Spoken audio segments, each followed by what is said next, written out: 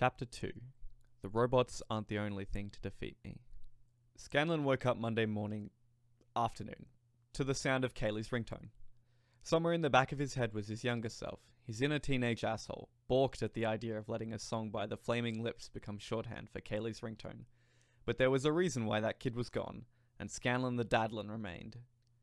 "Hey, sweetie," he said, trying not to sound like he'd been serving drinks until 2 in the morning, and then getting very subpar night food from an all-night taco barn with his favorite bouncer from the club. "You sound like you died." "I love you too. I just went to bed." Scanlan leaned over a very large pillow to scan the clock. "Oh, 7 hours ago. It felt like a few minutes ago." "Well, you're pretty old." As far as Scanlan understood Kaylee, most of his problems were due to his advanced age or general incompetence in matters unrelated to musicianship. Kaylee still, at least, thought he was pretty okay as a music tutor. "Speaking of your imminent punishment, are you skipping class right now? You're too young to skip class. It's almost noon." "Dad, it's June." "I knew that. I thought you had summer school." "Dad, I thought you were taking manners and etiquette classes at the everyday school for terrible children, Miss Sassmouth." Kaylee laughed, but said, "Mum says you can't complain about any things I inherited from you." "Oh boy, did I get nailed on that one. Well, she's right about that. So what are you up to today, my darling dear?" As much shit as Kaylee gave him, almost entirely deserved, she would call for no reason pretty frequently. He suspected that wouldn't last for much longer. In a few short months she would be 13, an official teenager. And right near the same time, incidentally, he would be 30, an official old to an official teenager. For now, he took every second of every reasonless, unobligated chat she would give. After Kaylee decided she needed to do other things, and after reluctantly promising to practice her violin for at least an hour since she was not, in fact, in school for the summer, Scanlan decided to embrace the day. Well, he'd rather have embraced the other side of his bed and stayed for the next 12 to 18 years, but that was impractical. There wasn't much in the fridge. He'd been letting it go for a while, but he had salsa, eggs, and an avocado. Huevos rancheros it wasn't, but pretty good for his own low cooking standards. He did a few more routine things before he figured he'd try and write up a few pieces for ads. After an hour of trying to write ad pieces that were terrible, or sufficient for ad pieces which essentially meant terrible, he went to check his mail so he could avoid the sins he'd entered into his music journal. For once there was something interesting in the mail that hadn't come from the pleasure chest. There was a handwritten note on a piece of scratch paper with the local veterinary's office logo on the bottom. Scanlan recognized it because he was pretty sure he did the music for their commercial. The note read, "Hi 304. I hope you're doing okay, because the music was very sad today. Not that you can't play whatever kind of music you want. I'm sure you want to express your artistic talents as diversely as possible. I do enjoy listening to everything you play. It was just very noticeably sad today. The kind of sad it feels like you need to experience to play it, maybe. I don't know. I don't know much about music. If you're sad, does playing sad music make you feel better or worse? Do you listen to other people's music? I feel like if I could make music, it would be like non-stop entertainment for myself. But also it's your job, I guess, so maybe not.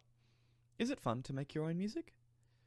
I had a rough week at work, which can be really rough in the back of an ambulance, so maybe I'm reading too much into it. I thought if you are really sad, you might like to know that people listen. Me and my friends listen to you play a lot. I'm a paramedic, and I work the 3 to 3 shifts when I do 12s, so I hear you play on my days off after I sleep off my shift. Sometimes I wake up hearing you play. I thought when you moved in I would get annoyed eventually, but I never have. It's very soothing to hear you in a way that listening to the radio never has been. Going to a concert too has a different feeling. It's like a mix between a surprise and getting to know a stranger, because I didn't expect to hear you and I can't know what you're going to do. It's like knowing someone else is alive, maybe, and feeling a connection that can't be forced or directed. I don't really know how to describe it, but it feels reassuring. I thought it would be important to thank you for the music. You're very talented, and I'm very thankful to hear your work. Please have a good time in your apartment. Love, 202. Other than a sort of fuzzy, giddy feeling of approval at being complimented, Scanlan didn't know exactly what to do with this information. Someone liked hearing him. Someone and their friends. Objectively, he knew he had talent. He could even gauge his talent against other music he had heard and know when he was better. He'd performed and even made a decent money off of performing in the past, but it had been a while since he'd felt the music flow, not the kind of flow he had before his relapse. It had been over a year since he'd done a public gig. Hearing a stranger like listening to him play was nice. Scanlon wondered if this was the same person with the jock rock requests a few weeks back. He sat down on the floor by his piano bench and looked back and forth between the note and his music journal. He picked up his phone and called his mum for no reason, like his daughter before him. Junie speaking. Hi, Mama. How are you doing today, my little songbird? I'm fine, he said automatically, before the mental visage of his therapist popped into his mind to judge him. Honesty was such a bitch. I feel a little weird, I guess. I need to buy groceries. Do you need any money? Making money wasn't a problem, at least currently. It was much easier bartending and doing a few other odd jobs than needing to spend so much time going from gig to gig for less than half the pay. Working a job where tips was expected was a godsend. He was making a ludicrous amount in tips at the club where he worked. Apparently his all-purpose charm was still alive and mixed very well with blitzed white-collared 20-somethings. His problem now was since his relapse and life post-rehab, he'd been finding it hard to turn on the charm for anything other than work. He was finding it foreign and difficult to talk to people these days. Also, he regularly paid some of her bills, so even if he did, she'd be needing it in a few weeks anyway. No, I'm good. I don't like talking to people anymore, and it was the one thing I could always do. He took a deep breath. I was just thinking maybe you want to go with me? You can get everything you need too, and I'll buy. Oh, well, sure. You don't need to buy my groceries, but I'll go with you. Okay. He'd just take care of it at the checkout, but there was no point in arguing with her now. Can you go later tonight? Yeah, sure. Was that all you wanted, baby? She didn't need to say the other things. They were there in subtext. Are you losing it again? Are you thinking of using? Do you have needles hidden in your apartment? He wanted to remove all fear from her mind, but that's not how life with a recovering addict works. He asked those questions of himself from time to time. How could he possibly blame his mother for thinking them when he'd only been walking into inpatient 9 months ago? And of course he didn't want to talk to her about groceries. It was just the only thing at the moment that was half tangible. He didn't want to talk about anything, not about feelings. At the same time, he didn't want to hang up the phone. He didn't want to return to his music journal filled with mediocre compositions on one side and empty pages on the other. Tell me what's wrong, little bird. Nothing, just... I got a note from another tenant here. Said they liked hearing me practice. That's sweet. You're always a good performer. Scanlon paused for a moment and looked at the note. After a long silence, he said, They're concerned I'm sad, I guess. I was playing some somber pieces.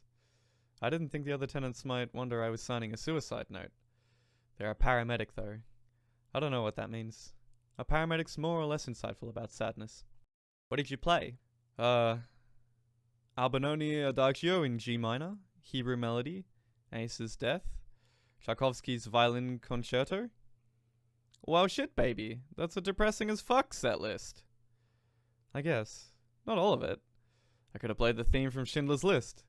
The Isle of the Dead, maybe. If only. I'm just saying, I can think of sadder. I don't think it necessarily reflects on my sadness. Did it make you feel better? The note?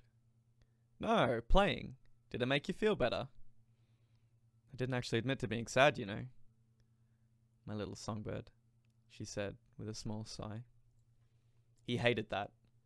Growing up, Scanlon had watched his mother struggle every day to find the money for anything and everything. Struggled to keep jobs when she had no one else to take care of Scanlon after school or in the summer. Struggled to find a new apartment whenever the rent was raised. Struggled to get his deadbeat father's help every once in a while. Everything was stressful for her.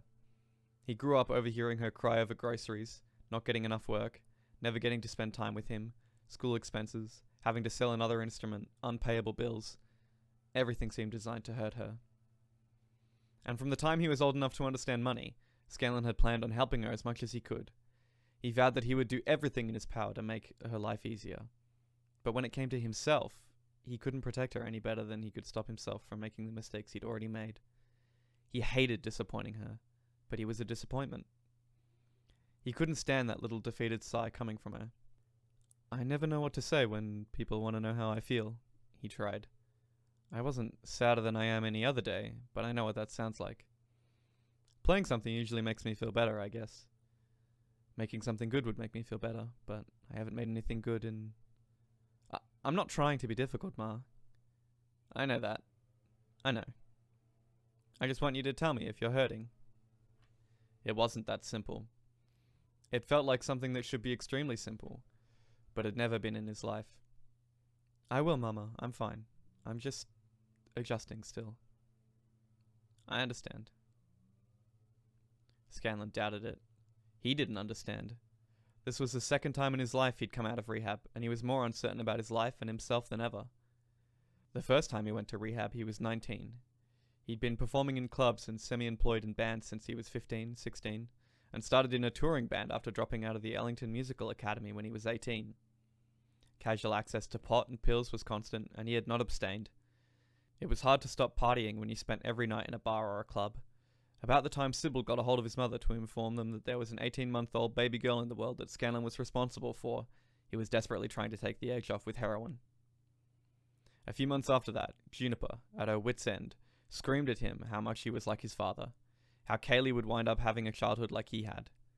2 days after that, Scanlon volunteered himself into inpatient rehabilitation. He started to recover, started to enter the world of adulthood and reliability and parenthood. It took a long time, but it happened. He started working and living for his daughter, his mother, and Sybil as much as he could. And that had been that, he'd thought. Then there was a car accident that resulted in surgeries, a broken leg, physical therapy, lost work, falling behind on some debt, and an introduction to oxycodone. Spoiler alert, addiction doesn't really die. For Scanlon, it just got sleepy while he switched his musical focus from making his name to making money for Kaylee, Juniper, and Sybil. The addiction had just been waiting around for a while, looking for the best mood enhancer. The worst part, Scanlon realized, about trying pretty hard to ruin your life and the lives of the people who love you for a second time, is not seeing them get angry with you. It was watching them look not at all that surprised. It was watching them look like the other shoe had always been about to drop. It made him want to restructure his life and change. It also made him want to do a lot more OxyContin. He did the second one first.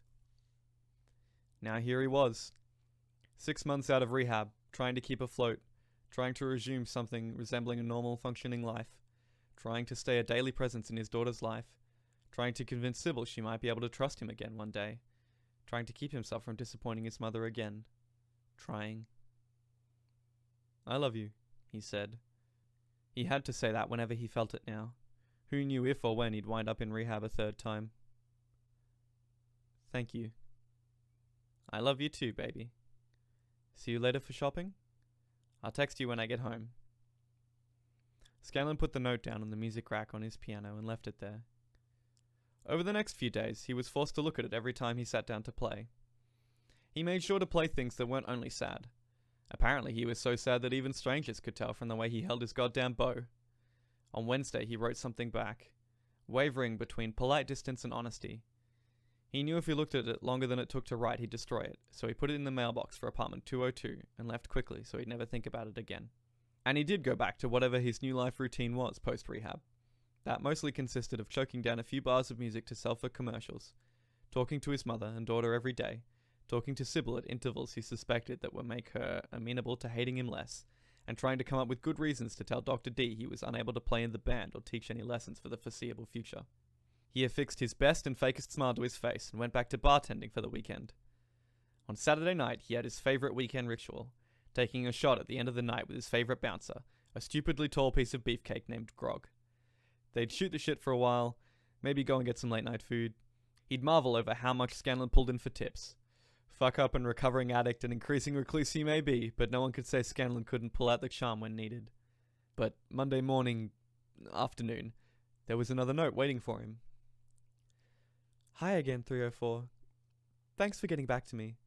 I don't think anyone would want you evicted unless you go back to the trombone. I kind of want to apologize for the first note I sent. I was a little rambly and a little maudlin and a little drunk. I don't think I would have sent you anything if I hadn't been a little drunk, though, so it probably wasn't all bad. I'm glad I said something good. I'd be much worse off if I didn't hear your music coming through the balcony anymore. I thought about sending you a request, but I know that's kind of presumptuous. If it's shitty to do that, I'm sorry. I know you're not performing, technically, so it feels rude to ask anything from you. But you said in your note that playing music could be transcendental. Would you play something like that? Don't tell me what it is, or when, if you do. I want to know it when I hear it. And even if I don't, you'll get to feel something transcendental instead of sad. Love, 202. P.S. I wanted to find something cool to bribe you with something cool, but all I could find was this $5 someone drew a mohawk on. Scanlon looked at the mohawk scribbled on Abe Lincoln with a pink highlighter and decided it was acceptable payment for something transcendental. He went back to his apartment and picked up his violin. He played, and for the first time in a long time, he didn't think about it. He just felt it. It moved through his bow arm and around his skull. For a little while there, while played as close to the lawn-facing window as he could, it wasn't mechanical or even intellectual. It was magic.